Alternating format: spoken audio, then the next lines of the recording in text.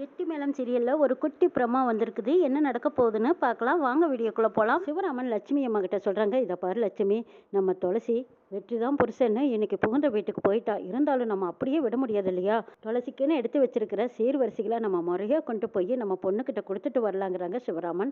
சரிங்க, நீங்க சொல்ற மாதிரியே நம்ம கிளம்பலாம். ஆனா என்னதான் இருந்தாலும் எனக்கு அங்க வர பிடிக்கல. அங்க இருக்கிறவங்களை யாரையுமே பார்க்க பிடிக்கல. என்ன செய்யறதுங்கிறாங்க லட்சுமி. என்ன இருந்தாலும் நம்ம பொண்ணை பெற்றவங்க லட்சுமி, எல்லாமே மனசுல போட்டு ஓரமா வச்சுட்டு நம்ம பொண்ணுக்காக நம்ம அந்த வீட்டுக்கு போய்தான் ஆகணும். அந்த வீட்டு படி ஏறித்தான் ஆகணும். வேற வழியே இல்லை, போலாம் அப்படின்னு சொல்லவும் முருகனும் நானும் வரேங்கிறதையும் கூட்டிக்கிட்டு சிவராமனும் லட்சுமியும் துளசியோட வீட்டுக்கு போயிருக்காங்க. வெற்றி வெளியில போயிட்டாரு, துளசி வீட்டுக்குள்ள இருக்காங்க. அப்ப ஈஸ்வரமூர்த்தி தான் எங்க வெளியில கிளம்புறதுக்காக வெளியில வராங்க. வந்து பார்த்தா இவங்க 3 பேரும் நிக்கிறத பார்த்துட்டு சரியான கோவத்துல வந்து நிக்கிறாரு. சிவராமன் ஈஸ்வரமூர்த்தியை பார்த்ததும் பணிஞ்சு வணக்கம் சொல்றாங்க. யாருக்கு வேணும் உங்க வணக்கம்? எங்க வந்தீங்க? வீட்டு வாசல்ல வந்து நின்னுக்கிட்டு அசிங்கப்படுத்திக்கிட்டு இருக்கீங்கன்னு சொல்றாங்க ஈஸ்வரமூர்த்தி. நீங்க பொண்ணு கொடுத்து நாங்க பொண்ணு எடுத்திருக்கோம், எங்க பொண்ணை நீங்க கட்டியிருக்கீங்க, இதெல்லாம் மனசுல வச்சுக்கிட்டு பேசுங்கன்னு சொல்றாங்க சிவராமன். எல்லாமே மனசுல தான் வச்சுட்டு பேசணும். எப்படியோ என் பையனை மடக்கி உங்க பொண்ணை என் பையன் தலையில கட்டி விட்டுட்டீங்க. இன்னைக்கு உறவு கொண்டாடிக்கிட்டு வந்து நிக்கிறீங்க. இதெல்லாம் என்னால சகிச்சுக்கிட்டு இருக்க முடியலைங்கிறாங்க ஈஸ்வரமூர்த்தி. இதுக்கு நாங்க ஒரு நாளும் காரணம் இல்லைங்கிறாங்க சிவராமன். உங்க காரணத்தை கொண்டு குப்பையில போடுங்க, இந்த காரணமெல்லாம் யார் கேட்டான்னு ஈஸ்வரமூர்த்தி. சிவராமன் பேச பேச ரொம்பவே எகத்தாலும் பேசிட்டு இருக்கிறாங்க. வெளியில ஏதோ சத்தம் கேட்குதுன்னு சொல்லி மீனாட்சி வெளியில வந்து பாக்குறாங்க. அங்க சிவராமன், லட்சுமி, முருகன், ஈஸ்வரமூர்த்தி இவங்கெல்லாம் பேசிட்டு இருக்கிறதா. ஆஹா, ஏதோ ஒரு பிரச்சனை நடக்கும் போல இருக்கு. பெரிய சம்பவம் நடந்துட்டு இருக்கு. சரி, இதுக்கு இன்னும் கொஞ்சம் ஊதி விட்டா இன்னும் நல்லா இருக்குமல்ல நினைச்சிட்டு மீனாட்சி போனது வெற்றியோட அம்மா கிட்டையும் பாட்டி கிட்டையும் சொல்றாங்க. பாட்டி துளசியோட அம்மா அப்பா இவங்க எல்லாரும் வந்திருக்காங்க பாட்டி. மறுபடியும் ஏதோ பிரச்சனை பண்ண தான் வந்திருப்பாங்க போல இருக்கு. என்னன்னு நீங்க வந்தா தான் சரியா இருக்கும். மாமா பாவம் என்ன பேச போறாங்க அப்படின்னு சொல்லவும், திரும்ப திரும்ப மறந்துட்டு இருக்கலாம்னு பார்த்தா விடமாட்டாங்க போல இருக்கே அப்படின்னு சொல்லிட்டு வெற்றியோட அம்மா பாட்டி இவங்களும் எல்லாரும் வெளியில வராங்க. வந்ததும் ஏமா இங்க எதுக்கு வந்திருக்கீங்கன்னு கேக்குறாங்க. என்னங்க எப்படி பேசுறீங்க? எங்க பொண்ணை பார்த்துட்டு பொண்ணுக்கு கொடுக்க வேண்டிய சீர்வரிசையை கொடுத்துட்டு போலான்னு வந்திருக்கோன்னு சொல்றாங்க லட்சுமி. ஆமா, பொல்லாத சீர்வரிசை. இந்த கையில 2 பையி ஏதோ அண்டா குண்டான்னு சொல்லி எடுத்துட்டு வந்தா அதுக்கு பேர் சீர்வரிசையா? எங்க குடும்பத்தோட அந்தஸ்து என்ன, உங்க குடும்பம் இருக்கிற நிலை என்ன? நீங்க எங்க வீட்டுக்கு சீர்வரிசை கொண்டு வந்து ஈடு கட்ட முடியுமா அப்படின்னு பேசுறாங்க பாட்டி. அம்மா, நீங்க தப்பா எடுத்துக்காதீங்க. உங்க வசதி அளவுக்கு செய்ய முடியலனாலும் எங்க வசதிக்கு தகுந்த மாதிரி நாங்க செய்ய வந்திருக்கோம். என்னதான் இருந்தாலும் எங்க வீட்டு பொண்ணு உங்க வீட்டுல வாழ வந்திருக்கா. நாளை பொழுது அவளுக்கு ஒரு சொல்லு வந்துடக்கூடாது இல்லையாங்கிறாங்க லட்சுமி. அடடா, முறையா பேசி கல்யாணம் பண்ண பாத்தியா?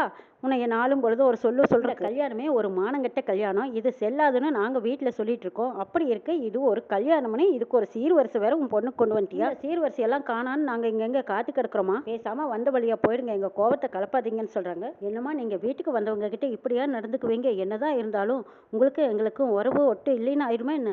நீங்க எங்க வீட்டு பொண்ணு எடுத்திருக்கீங்க, உங்க வீட்டு பொண்ணு எங்க வீட்டுல வாழறா. அப்படி இருக்க நம்ம ஒண்ணுக்குள் ஒன்னா உறவு தானுங்கிறாங்க சிவராமன். இதா பாரியா, எங்க வீட்டு பொண்ணு ஒண்ணு நீங்க முறைப்படி வந்து சம்மந்தம் பேசி கல்யாணம் பண்ணிக்கிட்டும் போகல, உங்க வீட்டு பொண்ணை எங்களுக்கு கொடுங்கன்னு சொல்லி நாங்க முறையா வந்து கேட்கவும் இல்லை. அப்படி இருக்கும்போது நீங்க எப்படி ஒட்டு உறவு சம்மந்தின்னு சொல்லிக்கிட்டு இருக்கிறீங்க? நாங்க ஒன்றும் உங்க வீட்டுக்கு விருப்பப்பட்டு பொண்ணை கொடுக்கவும் இல்லை, உங்க வீட்டுல இருந்து நாங்க விருப்பப்பட்டு பொண்ணு எடுக்கவும் இல்லை. எதிர்பாராத நடந்த சம்பவத்தை எல்லாம் உறவு கொண்டாடுறீங்கிறாங்க. சொத்துக்கு ஆசைப்பட்டு தான் பொண்ணையும் பையனையும் எங்க வீட்டுல சம்மந்தம் பண்ண வச்சிருக்கீங்க. பொண்ணையும் பையனையும் சரியா நீங்க வளர்த்திருக்கிற லட்சணத்தை பாருங்க. எங்க போய் சொல்றது? எப்ப பெரிய இடம் கிடைக்கும் அப்படின்னு காத்து கிடந்திருக்கீங்க. ஏமாந்தவங்க இருக்கங்காட்டி அப்படியே வளைச்சு போட்டுட்டீங்கன்னு பேசுறாங்க. பாருங்கம்மா, நீங்க வாய்க்கு வந்தபடி பேசிட்டு இருக்காதீங்க. எங்க பையனையும் பொண்ணையும் நாங்க சரியா தான் வளர்த்திருக்கோம். எங்க துளசியை பத்தி உங்களுக்கு என்ன தெரியும் நீங்க நினைச்சிட்டு பேசுறீங்க? எங்க துளசிக்கு தெரியாத நடந்த கல்யாணத்தை இப்படி சம்பந்தப்படுத்தி பேசுறீங்க. இத பாருமா, உங்க துளசியை பத்தி எங்களுக்கெல்லாம் தெரியாத ஒன்றும் கிடையாது. அவ ஜாதகம் எப்படிப்பட்டதுன்னு எங்களுக்கும் தெரியும். ஊர் உலகத்துல உன் பொண்ணுக்கு மாப்பிளையே கிடைக்கல. எங்க வெற்றி ஏமாந்து வந்தான், அவன் கிடைச்சான்னு சொல்லி எப்படியோ உன் பொண்ணை வச்சு வளைச்சு போட்டுட்ட. அவனும் அறிவு கெட்டத்தனமா எப்படியோ உன் பொண்ணு கழுத்துல தாலி கட்டிட்டான். சரி, தாலியை கட்டி ஏதோ பைசல் பண்ணி முடிச்சு விடுவேன்னு பார்த்தா இப்ப சேர்த்து வச்சல வாழ அனுப்பி வச்சிருக்க. ராசி கெட்டவ, ஜாதகம் சரியில்லாதவ, இவ போய் இவன் கூட வாழ்ந்தா எங்க குடும்ப நிலைமை என்ன ஆகுறது? எங்களுக்கு அதை நினைச்சா அச்சமா இருக்கு. ஆனா உங்களுக்கு என்ன, எந்த கவலையும் இல்லாம இருக்கீங்க. எப்படியோ வசதியான குடும்பம் தானே, வாழட்டும்னு நீங்க விட்டுட்டீங்க. தேடி பிடிச்சாலும் இப்படி ஒரு வாழ்க்கை கிடைக்காதுன்னு நீங்க தந்திரம் பண்ணிட்டீங்க. அதாம உண்மைன்னு சொல்லி பேசுறாங்க பாட்டி. இவங்க எல்லாம் பேசுறத பாட்டு முருகனுக்கு சரியான கோவம் வருது. லட்சுமி அம்மா, முருகனை கொஞ்சம் அமைதியா இருடா, இப்போதைக்கு எதுவும் பேசக்கூடாதுன்னு சொல்லி அடக்கி வைக்கிறாங்க. பாருங்கம்மா, உங்க கோவத்தை எல்லாம் கொண்டு போய் கேட்டுக்கு வெளியில வச்சுக்கோங்க. இங்க ஆகாது. முதல்ல உங்க சீர்வரிசையெல்லாம் எடுத்துக்கிட்டு போங்க. யார் இங்க காணான்னு அழுதா? வாட்ச்மேன் எப்படி இவங்களை எல்லாம் உள்ள விட்டான் அப்படின்னு சொல்லி திட்டுறாங்க. இதை பாருங்கம்மா, நாங்க சொத்துக்கு ஆசைப்பட்டெல்லாம் இங்க வரல. எங்க பொண்ணு இங்க இருக்காளேங்கிற அக்கியானத்துல தான் நாங்க வந்தோமே தவிர, பாருங்கம்மா, உங்க சொத்துக்கோ பணத்துக்கோ நகைக்கோ ஆசைப்பட்டெல்லாம் நாங்க வரல. நாங்களும் சரி, எங்க பிள்ளைங்களும் சரி, உங்க சொத்துக்கெல்லாம் நாங்க ஆசைப்பட மாட்டோமா. நீங்க பேசுறது கொஞ்சம் கூட நல்லாவே இல்லைங்கிறாங்க சிவராமன். இதை பார்ப்பா, உன் பொண்ணை நாங்க யாரும் விருப்பப்பட்டு வான்னு கூப்பிடல. அவள் வந்தானா நீ இப்போவே வேணாலும் கூட்டிகிட்டு போ. உன் பொண்ணை உன் கண்ணுக்குள்ளே வச்சு பார்த்துக்கோ. நீ வேண்டிய சீர் சிறப்பு வசதி எல்லாம் செஞ்சு செஞ்சிட்டு நான் உங்க வீட்டு சீரி எங்க வீட்டுக்கு வேண்டவே வேண்டான்னு சொல்றாங்க. லட்சுமி அம்மா பார்த்து அழுதுகிட்டு இருக்காங்க. சரி என்ன இப்படி நடந்துக்கிறாங்களே, துளசி எப்படி இந்த வீட்டுல நிம்மதியா இருப்பான்னு யோசிக்கிறாங்க. நாங்க வந்துட்டோம், எங்க பொண்ணை ஒரு தடவை பார்த்துட்டு இந்த சீர்வரிசையை கொடுத்துட்டு போயிடுறோம், இதை ஏத்துக்கோங்கன்னு சொல்றாங்க சிவராமன். நானும் அப்ப இருந்து சொல்லிட்டே இருக்கேன், மறுபடியும் சீர்வரிசைன்னு கொண்டு வந்து நின்றுட்டு இருக்கீங்க, வீட்டுக்கு வெளியில பிச்சைக்காரங்க மாதிரி நிக்கிறீங்க, மரியாதையை இப்ப வெளியில போறீங்களா, போகும்போது இந்த சீர்வரிசைகளையும் அள்ளிக்கிட்டு போங்க, இதெல்லாம் இங்க கொண்டு வராதீங்கன்னு சொல்லி தட்டி விட்டுறாங்க. இதை பார்த்த முருகனுக்கு லட்சுமிக்கு எல்லாரும் மனசு விட்டு போயிருது. என்னடா இப்படி காட்டு மிராடித்தனமா நடந்துக்கிறாங்களேன்னு அவங்க கொண்டு வந்த பொருள் எல்லாம் மறுபடியும் அள்ளி எடுத்து வச்சுக்கிட்டு கண் கலக்கத்தோடு அப்படியே போறாங்க. லட்சுமி திரும்பி திரும்பி பாக்குறாங்க. துளசி ஒரு தடவையாவது வெளியில வரமாட்டாளான்னு எதிர்பார்க்கறாங்க. போதுமா, இதுக்கு மேல நீங்க என் மனசை காயப்படுத்தாதீங்க. வீட்டுக்கு வந்ததுக்கு நீங்க கொடுத்த மரியாதை எதுதானா? பரவாயில்ல, இருக்கட்டும் லட்சுமி, நாம இதுக்கு அப்புறமா இங்க இருக்க வேண்டாம், அப்படி நின்னோம்னா நம்மளுக்கு தான் அசிங்கம், வா போலாங்கிறாங்க சிவராமன். 3 பேரும் அங்க இருந்து அழுதுகிட்டே வெளியில சோகமா போய்கிட்டு இருக்காங்க. அப்போ முருகன் சொல்றாங்க, இந்த வீட்டுல நிச்சயமா துளசி நிம்மதியா இருக்க மாட்டான்னு ஜாடியா சொல்லிட்டு வராங்க. இந்த வீட்டுல நம்ம பொண்ணு சந்தோஷமா இருக்க மாட்டான்னு நல்லாவே தெரிஞ்சு போச்சு. இவங்க எல்லாம் மனுஷத்தன்மையே இல்லாதவங்க, தப்பு எந்த பக்கம்னு தெரியாத அளவுக்கு பேசுறாங்கன்னா அப்ப நம்ம துளசி எப்படிங்க இந்த வீட்டுல நிம்மதியா இருப்பாங்கிறாங்க. லட்சுமி, இதை நினைச்சு நீ வருத்தப்படாத, துளசி எப்படி இருந்தாலும் இந்த வீட்டுல எல்லாத்தையும் சமாளிச்சிடுவா, இதுல வெற்றியும் கூட சப்போர்ட்டுக்கு இருக்காருனால நம்ம பயப்படுற அளவுக்கு இருக்காது. அப்படி ஒரு ரொம்ப பிரச்சனையா இருந்திருந்தா இந்நேரம் துளசி ஏதாவது ஒன்று நம்ம கிட்ட சொல்லியிருப்பாள், இந்த வீட்டுல சந்தோஷமா இருந்தா அதுவே போதுங்கிறாங்க. இருக்கவே வாய்ப்பு இல்லைங்க, இப்படி எல்லாம் நம்ம கிட்ட காட்டு மிராண்டித்தனமா நடந்துக்கிறாங்களே, அப்ப நம்ம துளசி கிட்ட எப்படி நடந்துக்குவாங்க யோசிச்சு பாருங்கிறாங்க லட்சுமி. பார்க்கல லட்சுமி, துளசினால சமாளிக்க முடிஞ்சா இருக்கட்டும், இல்லைன்னா நம்ம வீட்டுக்கே கூட்டிட்டு போயிடலாங்க. நம்ம வந்ததுக்கு அவளை கண்ணார கூட பார்க்கவே இல்லைங்களே, அதான் வருத்தமா இருக்குதுங்கிறாங்க லட்சுமி. சரி விடு லட்சுமி, ஃபோன் பண்ணி பேசி பார்க்கலாம், அவன் நிம்மதியா இருந்தானா இருக்கட்டும், அப்படி ஒரு வேலை இந்த வீட்டில் இருக்க முடியாதுன்னா நாம உயிரோடு தானே இருக்கோம், நம்ம கூட்டிட்டு போய் வச்சுக்கலாங்கிறாங்க. வீட்டுக்கு முன்னாடி நடந்த விஷயங்கள் எல்லாம் மீனாட்சி போய் என்னடா இது இவ்வளவு நடந்திருக்கு, இந்த துளசி எட்டி பார்க்கவே இல்லையே, சரி நம்ம போய் பற்ற வச்சுட்டு வந்துடலான்னு சொல்லிட்டு மீனாட்சி துளசியை தேடிக்கிட்டு போறாங்க. துளசி அவங்க ரூம்ல சோகமா உட்காந்துட்டு இருக்காங்க. அப்ப என்ன துளசி, அம்மா அப்பா அண்ணன் எல்லாரும் உன்னை பார்க்கறதுக்காக வந்தாங்க, நீ வெளியிலேயே வரலையேங்கிறாங்க. எது எங்க அம்மா அப்பா வந்தாங்களான்னு கேட்குறாங்க துளசி. அடா ஆமா, உனக்கு சீர்வரிசை கொண்டு வந்தாங்க, மாமா அத்தை பாட்டி எல்லாருமா சேர்ந்து அவங்கள வீட்டுக்கு முன்னாடியே வச்சு அசிங்கப்படுத்தி அனுப்பிச்சு வச்சுட்டாங்க, வீட்டுக்குள்ளேயே வரக்கூடாதுன்ட்டாங்க, அவங்க கொண்டு வந்த சீர்வரிசைகளையும் தட்டி வீசிட்டாங்க, பாவம் சோகமா அழுதுகிட்டே அங்கிருந்து போயிட்டாங்க.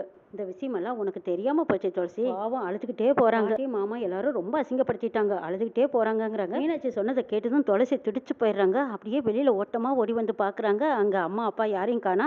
வெளியில வாட்ச்மேன் கிட்ட வந்து கேக்குறாங்க, இப்பதாமா போனாங்க, தெருமுனையை கூட தாண்டி இருக்க மாட்டாங்கன்னு சொல்றாங்க. இதை கேட்டதும் துளசி ஓடி வந்து தியாவை எடுத்துக்கிட்டு போய் பாக்குறாங்க.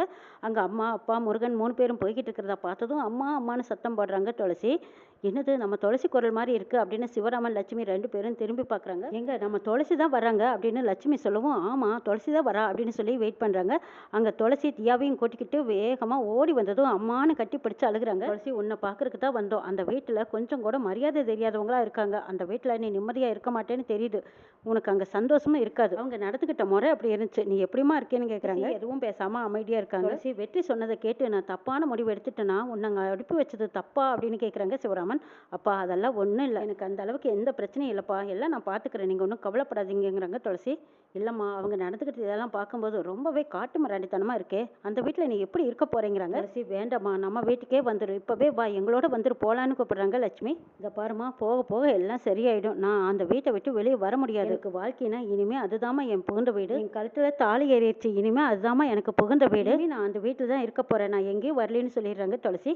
இதை கேட்டதும் சரிம்மா துளசி, உனக்கு ஒரு பிரச்சனைனா அதுக்காக நாங்க இருக்கோம்மா, மனசை தளர விட்டுறாத, சமாளிச்சுக்கோன்னு சொல்றாங்க சிவராமன். பரவாயில்லப்பா எல்லாம் நான் பார்த்துக்கிறேன், நீங்க பத்திரமா போயிட்டு வாங்கன்னு சொல்லி அனுப்பி வைக்கிறாங்க துளசி.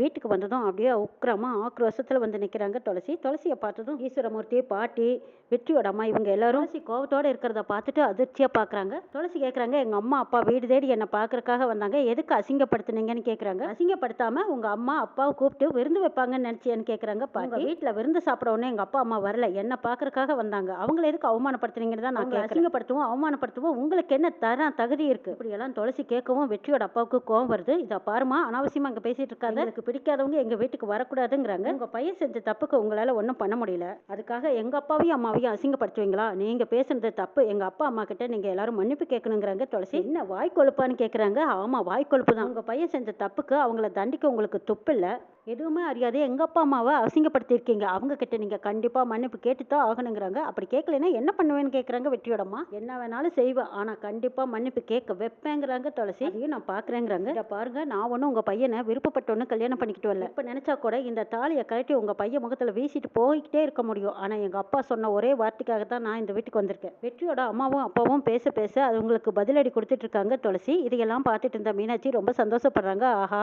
நாம நினைச்சதெல்லாம் நல்லபடியாக நடந்துட்டு இருக்கு. எதிர்பாராத விஷயமும் நடந்திருக்கு, எதிர்பார்த்த விஷயமும் நடந்துட்டு இருக்குது. துளசி இப்படி பதிலுக்கு பதில் பேசி இப்படி பதிலடி கொடுப்பான்னு நான் நினைச்சு கூட பார்க்கல. பார்க்கறக்கே நல்லா இருக்குதுன்னு நினைக்கிறாங்க மீனாட்சி. இன்னும் கொஞ்சம் திருச்சி விட்டு எண்ணெய் ஊத்துனா பத்திக்கிட்டு எரியும்னு நினைச்சிட்டு இருக்காங்க மீனாட்சி. என்ன நடக்குதுன்னு நாளை பார்க்கலாம்.